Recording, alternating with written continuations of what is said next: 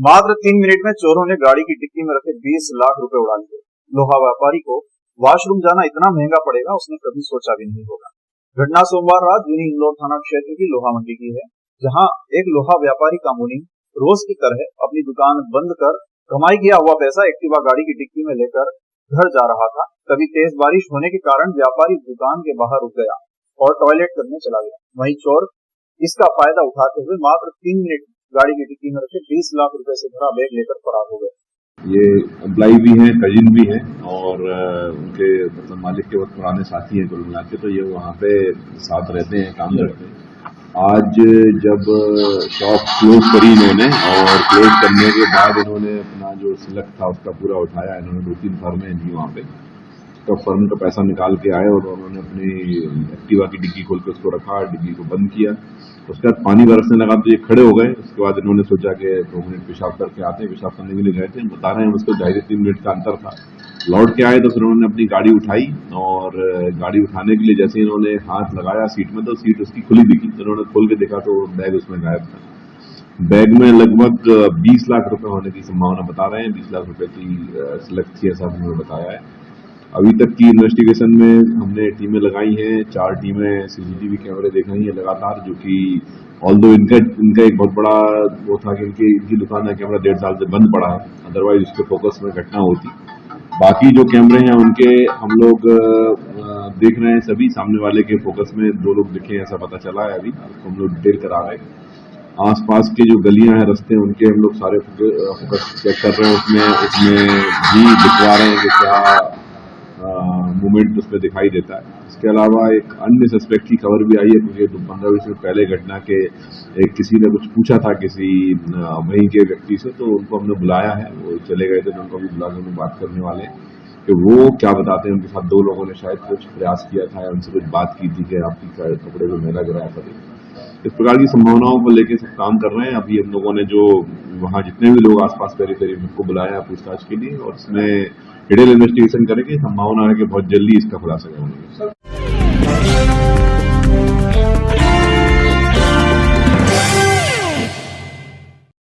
इंदौर के central jail में 330 पुरुषों के साथ 30 महिला बंदियों ने भी अपने पितरों के मोक्ष के लिए तर्पण किया। कार्यक्रम को लेकर सेंट्रल जेल अधीक्षक अलका सोनकर का कहना था कि पितृपक्ष में यहां पर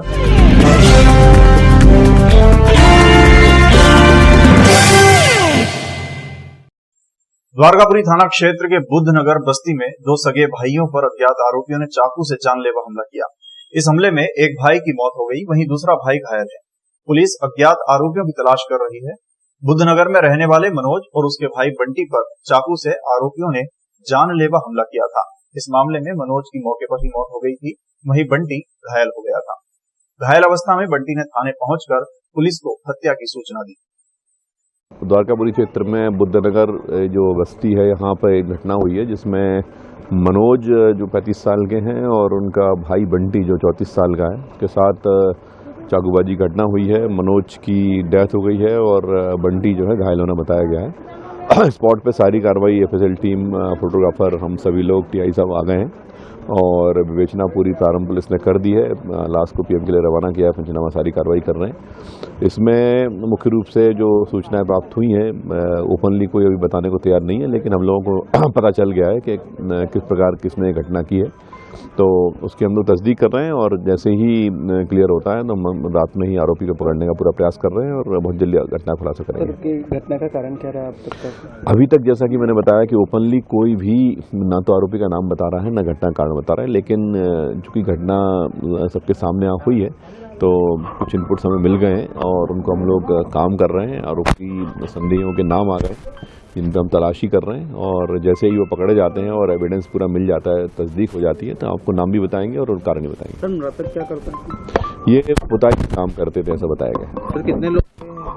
ये अभी स्पष्ट नहीं है और जैसा कि मैंने बताया कि यहाँ सभी लोग आपके सामने ही मौजूद हैं, लेकिन ये खुल के कोई बता नहीं सकती, लेकिन गोपनीय तरीके से पता था कि हम लोग कर रहे हैं और बहुत चीज़ें तक क्लियर हो गई हैं, लेकिन आरोपी की संभावना है कि एक से अधिक हो सकते हैं। सर, घायल की क्या? घायल ठीक है, एक है बंटी घायल है और हालत अभी ठीक बताई गई है। वो खुद ही थाने पहुँच के उन्होंने सूचना दी और उसके बाद पुलिस वाले सभी हम लोग एक्टिव हुए थे, आ गए थे तुरंत और उनको अस्पताल में इलाज के लिए भर्ती कराया गया है। सर रूम में पार्टी वगैरह कर रहे थे वो सारे साथ में बैठ के सब? अभी कुछ भी ऐसा नहीं कह सकते हैं अपन के वो साथ में किसके थे और क्या चल रहा था, लेकिन अभी तो सिर्फ एक प्रारंभिक विवेचना प्रारंभ की गई, स्पॉट देखा गया है। उसके बाद जब चीजें क्लियर होंगी तो बताया जाएगा। उनके पितरों के मोक्ष के लिए ये कार्यक्रम आयोजित किया गया है। इस कार्यक्रम में विशेष रूप से उज्जैन के पंडित श्याम पुरोहित द्वारा विधि विधान से तर्पण कराया जा रहा है, क्योंकि श्री राम भगवान ने भी उज्जैन में अपने पितरों का तर्पण किया था, तो वहीं के पंडित जी को बुलाकर यहाँ तर्पण का कार्य किया जा रहा है। इस कार्य में सभी बंदी भाइयों को समस्त सामग्री भी उपलब्ध कराई गई है, ताकि वो विधि विधान से पितरों का तर्पण कर सके। आपके जस्ट सामने रहेगी, हाथ जोड़िएगा, खाली पानी की थाली, जल वाली थाली रखना है बस, और जैसा सामान रखा हुआ रखा रहता है, सिर्फ जल वाले पात्र को आपको रखना है अपने सामने। हाथ जोड़िएगा, नमस्कार कीजिएगा। आपके पूछा नहीं हो तो ये दुर्वा है, इसे आप उपयोग कर सकते हो, जिसके पास नहीं है वो मांग लेना है ना। अब इसको जो है आपको दोनों हाथों में ऐसे पकड़ना है। सबसे पहले तो आदरणीय दीदी अलका दीदी को मैं धन्यवाद ज्ञापित करता हूं, हमारी उज्जैन पंडा समिति की ओर से भी, कि आदरणीय दीदी की मंशा रहती है धार्मिक गतिविधियों में के माध्यम से बंदी भाइयों की धार्मिक भावनाओं को दृष्टिगत रखते हुए दीदी ने व्यक्तिगत रूप से बोला कि गुरुजी यहाँ पर भी आपको पूजन संपन्न करवाना है। तो आज हमने इस केंद्रीय जेल परिसर में बंदी भाइयों की धार्मिक भावनाओं को दृष्टिगत रखते हुए इनके दिवंगत पितरों के निमित्त यहाँ पर जो तीर्थों में हम पूजन कराते हैं उसी पद्धति से, उसी क्रम से और उन्हीं सामान साहित्य इत्यादियों के साथ यहाँ उपस्थित होकर के पूजन कर्म हम संपन्न करा रहे हैं। यहाँ पर संस्कृति में जो है पितृ ऋण बहुत बड़ा ऋण माना जाता है, और पितृ मोक्ष अमावस्या, ये जो पितृ पक्ष के 15 दिन हैं, ये ऐसा माना जाता है कि हमारे जो भी पूर्वज हैं वो धरती पे अपने बच्चों को आशीर्वाद देने के लिए, उनसे मिलने के लिए आते हैं। और ये हम सभी का कर्तव्य है कि हम अपने उन पितरों को जो हमारे जिनको हम जानते हैं, जिन्हें हम नहीं जानते हैं, जो हमारे पूर्वज रहे हैं, उनको हम इन 15 दिनों में याद करें और उनसे आशीर्वाद लें। इसी तारतम्य में केंद्रीय जेल इंदौर में इस बार पुनः जो है उज्जैन से पंडित जी को बुला करके हम लोगों ने जो है ये कार्यक्रम यहाँ पे आज किया है। उज्जैन से पंडित श्याम जी जो हैं वो केवल बंदियों को यहाँ पितरों के तर्पण के कार्यक्रम के लिए पिछली बार भी आए थे और इस बार भी, और उद्देश्य सिर्फ यही है क्योंकि उज्जैन हमारे यहाँ का ऐसा एक तीर्थ स्थान है और सिद्धवट जहाँ की मिट्टी को लाते हैं ये अपने साथ में, ताकि इन्हें वही फल प्राप्त हो जो उज्जैन जाकर के इनको अपने पितरों के तर्पण करने से मिलता। तो आज हमारे जेल के करीब 250 से 300 बंदियों ने, जिसमें 30 महिलाएं भी हैं, उन्होंने पितृ तर्पण का कार्यक्रम अपने पूर्वजों की शांति के लिए जेल से कर रहे हैं।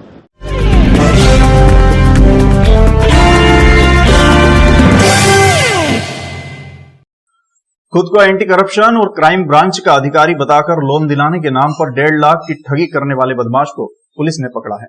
रावजी बाजार पुलिस को क्षेत्र में रहने वाले गिरीश धनोतिया ने शिकायत दर्ज कराई थी कि उसे लोन की जरूरत थी। तब बाणगंगा क्षेत्र में रहने वाले एक व्यक्ति ने खुद को एंटी करप्शन और क्राइम ब्रांच का अधिकारी बताया और 5 लाख के लोन दिलाने के एवज में 1.5 लाख रुपए ले लिए, लेकिन लोन नहीं दिलाया और पैसे मांगने पर धमकाता था।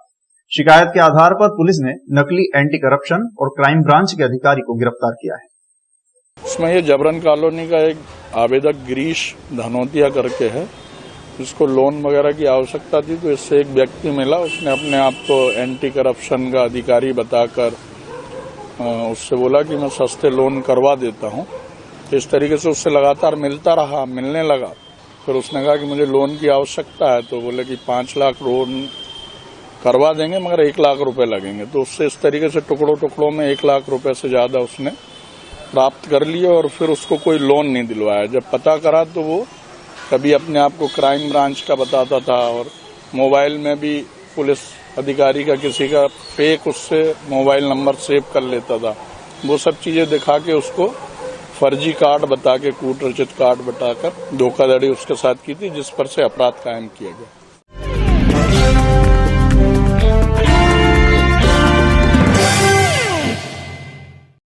एरोड्रम पुलिस ने एक लुटेरी दुल्हन और उसकी गैंग के खिलाफ शादी के नाम पर 3.5 लाख की धोखाधड़ी करने का मामला दर्ज किया है। पुलिस ने शादी करवाने वाली महिला के पति को भी हिरासत में लिया है। लुटेरी दुल्हन सहित मैरिज ब्यूरो चलाने वाली दीपा, उसके पति सुनील, बेटे बॉबी, भतीजे राहुल जैन सहित श्वेता और रणजीत सिंह के खिलाफ केस दर्ज किया है। फरियादी सुनील ने बताया कि मेरे भाई अनिल बटवाल की शादी के लिए मैरिज ब्यूरो चलाने वाली दीपा निवासी कालानी नगर ने शादी करवाने का झांसा दिया और 3.5 लाख रुपए ले लिए। शादी के बाद दुल्हन ये कहकर दूल्हे अनिल के साथ नहीं गई कि उनके घर का रिवाज है कि शादी के 15 दिन बाद तक दुल्हन अपने मायके में ही रहती है। 15 दिन बाद दुल्हन ने आने से इनकार कर दिया। अनिल ने शादी करवाने वाली दीपा और उसके पति सुनील से बात की तो उन्होंने 25,000 रुपए लौटा दिए। बाकी पैसा लौटाने को तैयार नहीं हुए। थक हार कर फरियादी ने मामले की शिकायत पुलिस से की। आरोपियों की तलाश की जा रही है। थाना एरोड्रोम क्षेत्र में यशवंत बटवाल के द्वारा शिकायत की गई, जिसमें उसने बताया कि उसका भाई अनिल बटवाल की शादी और कुछ 4-5 लोग अन्य और तथा पूनम नाम की एक महिला जिसने की है और उनसे उसके एवज में पैसे लिए हैं।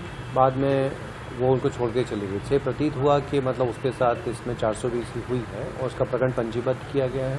420-506 के तहत उसको धमकी भी मिली है। बाकी आगे इन्वेस्टिगेशन इसमें भी जारी है। मैरिज ब्यूरो से कुछ इसके लिंक्स जुड़े हुए हैं जिसके बारे में पता किया जा रहा है।